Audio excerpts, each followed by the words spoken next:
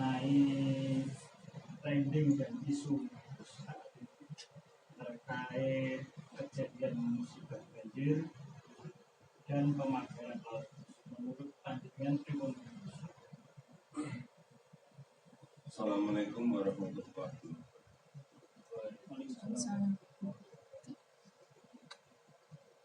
Baca wilayah Quran supaya kita substansinya kuat. A'udzubillahi minasyaitonirrajim. Bismillahirrahmanirrahim. Doharu fasadu fil bahri wal bahri bima kasabat aydin nasi liyuziqahum ba'dal ladzi amilu la'allahum yarji'un. Surat Ar-Rum ayat 41. Maknanya dari ayat itu maknanya adalah Allah sudah menegaskan bahwa banjir, longsor yang terjadi ini itu karena sesungguhnya Allah mengingat. Makanya Allah ingatkan karena manusia sudah membuat kerusakan. Kerusakan itu bisa muncul karena keserakahan. Contoh keserakahan bagaimana? Kan gitu. Contohnya bagaimana keserakahan yang ditimbulkan mereka sehingga Allah menegur dengan banjir, sehingga Allah menegur dengan tanah longsor dan lain sebagainya. Keserakahannya adalah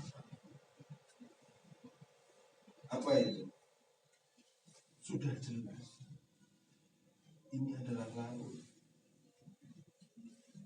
Laut yang diciptakan Allah. Di dalam laut itu ada kehidupan yang lain.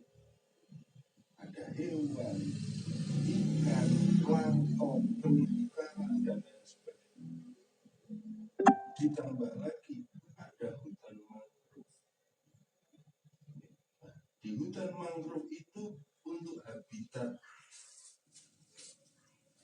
makhluk laut. Nah ini dirusak. Dirusak karena apa? Karena keserakahannya dia. Nah, keserakahan yang bagaimana tuh? Keserakahan yang diciptakan untuk kepentingan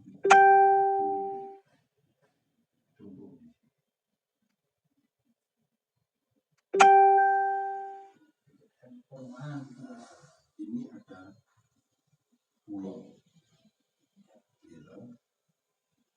Suatu negara yang paling bisa dikatakan negara itu bisa maju ketika dia mempunyai akses ke samudra. Banyak negara-negara yang terkurung darat tidak mempunyai akses ke samudra, maka dia mengontrak atau kerjasama dengan negara yang punya akses. Bahkan ketika dia tidak mau mengontrak, maka munculnya adalah perang. Contoh Chili. Chili dengan negara tetangganya dia. Chili walaupun kecil, tapi dia maju. Karena apa? Punya akses ke samudra. Samudra ini ibarat adalah jalan raya. Karena lalu lintas perdagangan dunia itu menggunakan samudra. Kan gitu. Kalau ini terus, kenapa kok dipakai? Ya kan? Supaya negara kita tidak mempunyai akses langsung ke samudra. Padahal itu terletak di teritori Republik Indonesia, Gus. Iya. Supaya apa? Nah ini Mas, ketika pemerintah atau seorang presiden yang sudah berkolaborasi dengan pengusaha, maka munculnya adalah munculnya adalah oligarki, munculnya adalah kapitalis. Tujuannya dia, pulau buatannya dia ini dibikin untuk menaikkan ongkos pajak atau biaya masuk, atau ketika kita mau melalui perdagangan harus lewat pengusaha tersebut. Dampaknya bagaimana ke negara? Dampaknya rakyat semakin sulit hidupnya. Termasuk banjir yang dilakukan itu masuk Terus ke kampung-kampung ya. Dampak yang lain apa? Dampak yang lain, harusnya sungai ini mengalir dari hulu ke hilir, ya kan? Dari gunung ke laut, ini ditutup. Volume debit air yang harusnya masuk ke samudra tidak bisa karena terbendung oleh pulau buatan. Munculnya banjir. Siapa lagi yang dikorbankan? Rakyat. Kepentingan siapa? Kepentingan kapitalis, kepentingan oligarki. Kan gitu. Terus harus bagaimana? Langkah kita harus bagaimana? Langkah kita harus menyuarakan ini. Kenapa saya yang tadinya cuma di pondok haji, kok saya diam saja? Itu dosa. Kenapa kok berdosa? Ulama harus memberi tahu atau menasihati umat. Akhir-akhir ini ulama tidak menasihati umat, akan tetapi malah ulama bersembunyi di ketiak umat, dan umarok diatur oleh oligarki. Akhirnya apa? Tidak ada kemaslahatan di muka bumi. Karena tidak ada kemaslahatan ini tadi, ya Allah menurunkan sedikit sentilan kepada manusia. Gus, nah kejadiannya di Jawa. Yang jenengan perhatikan dia zaman saya kecil dulu sampai sekarang baru kali ini banjir sedemikian. Baru kali ini rel putus, baru kali ini rel putus dua-duanya. Karena apa? Debit air yang harusnya masuk ke samudra nggak bisa masuk. Samudra dibatasi semua, dipagari semua, dan dijual kepada oligarki atau pengusaha-pengusaha yang tidak memikirkan ekosistem alam, yang tidak memikirkan kehidupan manusia. Yang dia pikirkan hanya kepentingan pribadi. Padahal negara kita berdasarkan Pancasila. Ya kan? Di dalam undang-undang sudah diatur darat, laut, udara, apa yang ada di dalamnya adalah milik negara dan dikelola negara untuk kemaslahatan masyarakat. Sudah menyimpang apa enggak? Sudah menyimpang. Enggak usah rembukan, kenapa kok bisa keluar HGB, kenapa kok bisa keluar HM, enggak usah. Balik lagi ke situ, harusnya Pak Prabowo. Yang namanya laut, darat adalah milik Indonesia. Dan ingat, Pak Prabowo sekarang jadi presiden itu karena rakyat. Pak Prabowo diberikan amanah kepercayaan dari rakyat kepada dia. Orang yang nggak bisa memegang amanah, hukumnya apa? Munafik. Jangan sampai ini Pak Prabowo mengomandani atau menjadi nahkoda dari Nusantara, dari Jawa Dwipa, dari Indonesia menjadi nahkoda yang munafik. Karena rakyat memilih dia itu melihat biografinya. Dia adalah seorang bagong yang sudah selesai dengan urusan dunia. Dia hanya melalui ide atau kampanye-kampanyenya kepingin mensejahterakan rakyat, dan itu didengarkan oleh rakyat. Melalui konsistennya dia berkali-kali gagal, dia tetap maju terus. Untuk apa tujuannya? Untuk membesarkan bangsa Indonesia. Nah, di sini terjadi sebelum Pak Prabowo. Kejadian ini muncul sebelum pemerintahan Prabowo. Sekarang Prabowo yang memegang pemerintahan. Ya harus digunakan. Karena presiden adalah panglima tertinggi Republik Indonesia. Presiden memanglimani menjadi panglimanya polisi, panglimanya TNI, panglimanya para menteri. Dengan kekuatannya harus digunakan. Kan itu. Tapi kalau Pak Prabowo tidak menggunakan ini, kekuatannya dia, legitimasinya dia sebagai seorang presiden, jangan salahkan. Ketika wong cilik meruntik, kenapa kok bisa meruntik? Wong cilik itu sing dipikir cuman ibadah karo mangan. Ya, sekarang praune kudune tekan nggon jiko iwak kuwi kudune cuman 1 jam. Ini muter-muter 2 sampai 3 jam. Monggo solar sekarang sulit. Ya toh? Dari dulu sampai sekarang itu alasan klasik. Dari zaman Soeharto sampai zamannya Jokowi, yang namanya solar untuk nelayan itu enggak ada. Ada caranya piye? Maling. Tuku tapi koyok maling. Karena apa? Pemerintah tidak memfasilitasi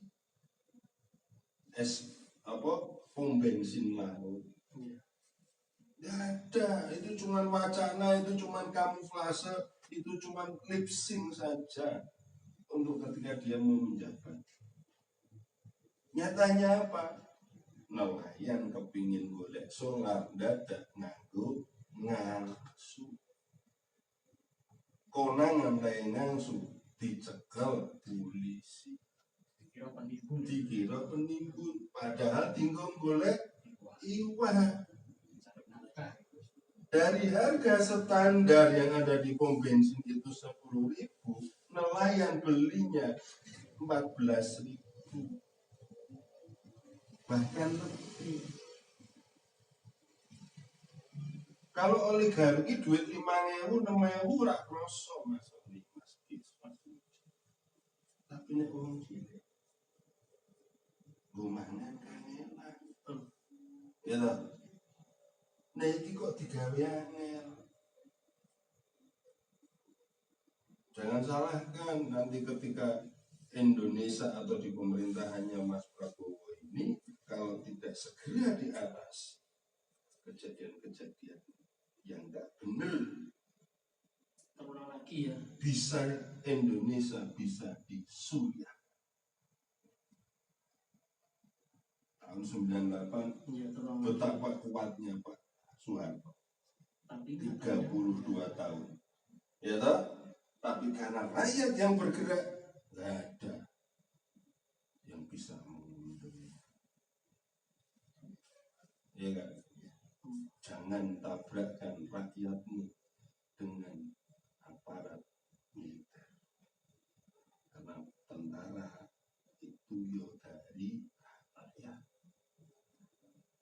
suara itu dari siapa? Dari NU. Nah, sedemikian pelitnya ini Masoni wis rusak negara ini. Mereka apa? Mergo serakahnya seorang pemimpin. Kenapa kok serakah? Karena kepingin jadi gubernur, kepingin jadi bupati, kepingin jadi presiden, kudu mbak. Kepingin jadi bupati itu minimal 50 miliar, itu minimal. Bayarannya balik ini kan gopo, merah korupsi. Caranya korupsi bagaimana? Menggandenglah oligarki-oligarki, pengusaha-pengusaha asing yang intinya untuk kepingin menjajah republik. Tapi nek zaman biyen, zaman bae dhewe biyen iki jajahe nggo gede. Sekarang tidak. Sekarang jajah dengan sistem. Ya toh. Nah, Mas Prabowo atau presiden sekarang ketika tidak membenarkan yang benar, berarti beliau tidak menghargai pejuang, tidak menghargai mbah-mbah kita dulu yang mengeluarkan darah, nyawanya tuh hilang kanggo bangsa. Terus apa Gus langkai? Dan gitu. Langkah kita apa sekarang? Yang pertama, lewat jagoan ini, muka-muka itu yang pertama. Yang kedua, lewat doa. Kemarin sudah saya contohi, Rasul maju, yuk minta ke Allah buka langit. Supaya apa? Supaya presiden kita ini ya sudah benar. Prabowo ini sudah benar, tapi kurang benar. Benar tapi orang benar. Orang benar lebih kesuwen.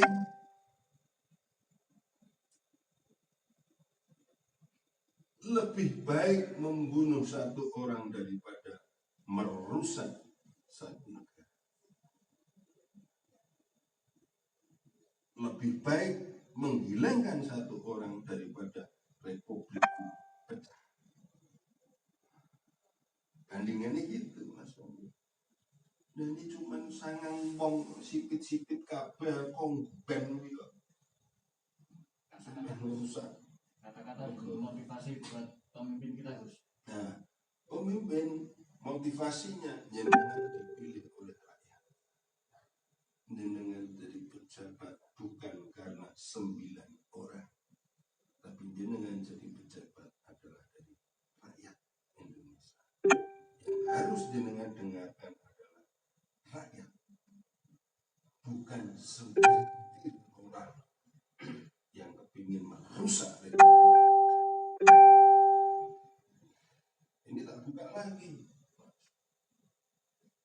Ada enggak pulau reklamasi yang di dalamnya melarang pengibaran bendera merah? Saya jawab, ada. Dan itu dekat dengan ibu kota.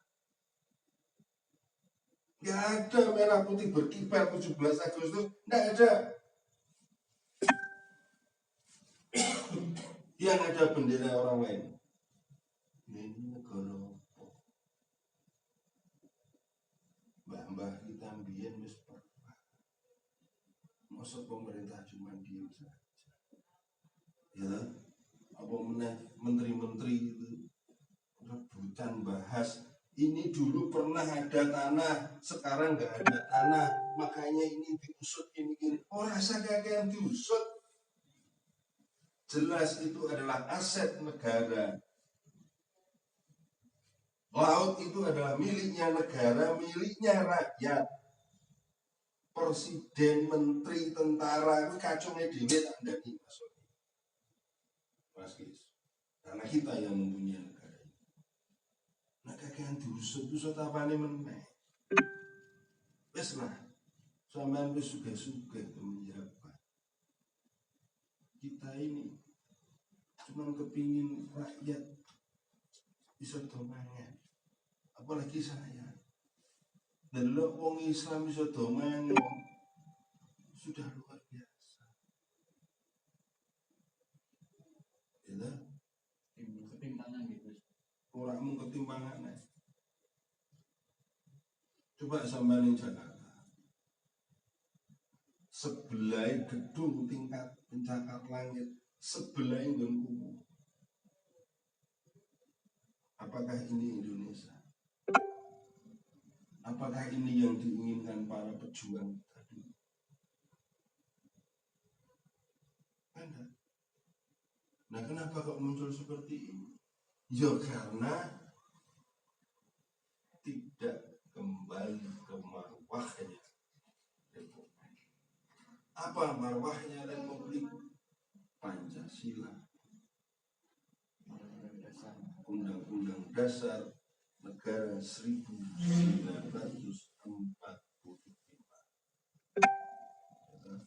Terus apalagi? Bhinneka Tunggal Ika, Tanhana Dharma Mahurwa. Coba ini dikembalikan. Usaha jadi pejabat ini mesti sugih. Nggak perlu dikorupsi. Indonesia ini kurang apanya? Semuanya ada. Nah, Indonesia ini negara agraris, negara maritim. Gitu, mosok uyah we impor. Lucu nggak ini? Indonesia ini negara katil dilewati oleh katulistiwa. Iklimnya cuma dua, panas dan hujan. Pasti subur. Nah itu, nggak ada negara lain yang sesubur Republik kita. Kita malah impor beras. Terakhir impor telo. Telo itu telo apa? Ubi pohon itu loh, tela pohon. Dia mau tela wae dulu pakai cuk ngisi susu kok malah impor. Masuk akal enggak? Enggak masuk. Tapi saya salut dengan omongan Mas Prabowo. Semoga ini enggak cuma omongan toh. Semoga ini Mas Prabowo bisa menunjukkan, enggak mau omon-omon saja seperti yang dia sampaikan. Apa? Nek sawitku ora dituku ora pedekan tak olah dhewe. Coba sekarang Mas Prabowo bisa enggak mengawal dari kelapa sawit yang mentah ini diolah oleh negara di dalam negara sendiri, dibiayai oleh negara sehingga menjadi solar. Coba nilai itu. Solar yang mone 10.000 karena dari kelapa sawit. Pemerintah jual 6.000 aja batinnya besar enggak. Ya, rakyatnya tambah makmur. Mulya enggak? Mulya. Lah, ketika sudah mulya, ora usah kampanye neh lah Mas Prabowo. Mesti jadi presiden meneh. Yang jelas rakyat harus disejahterakan. Mensejahterakan rakyat nyuwun sewu tidak cukup 3 tok. Makan siang gratis tidak cukup. Kita tidak minta IPA, tapi kita mintanya apa? Pancing karo jati.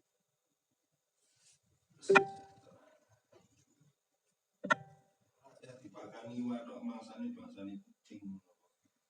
Tidak cukup itu. Sejahtera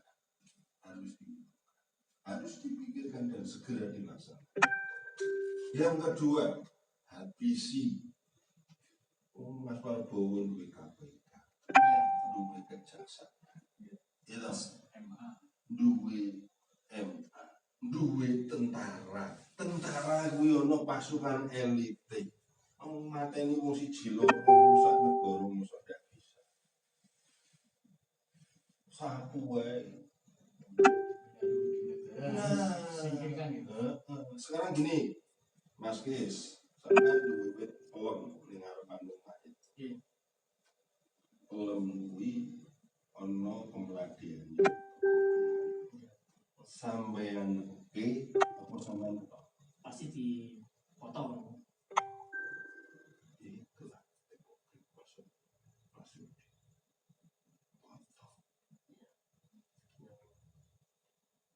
Merusak negara ngapain? Cuma wah pemerintah bentuk lembaga ini gake cuma neng kertas tok, neng konsep tok, nentok duit miliaran tok, ora tekan rakyat gopo. Ya kan? Menteri apa KKP ini apa sih kerjanya? Orang kerjanya ketika rakyat gawe apa jenengan iki omah kanggo iwak lek gagian marani. Bener. Tapi ono wong gawe pager sakmono dawane apa matane iki ra meruh kan gitu. Mungkin karena takut mungkin terus.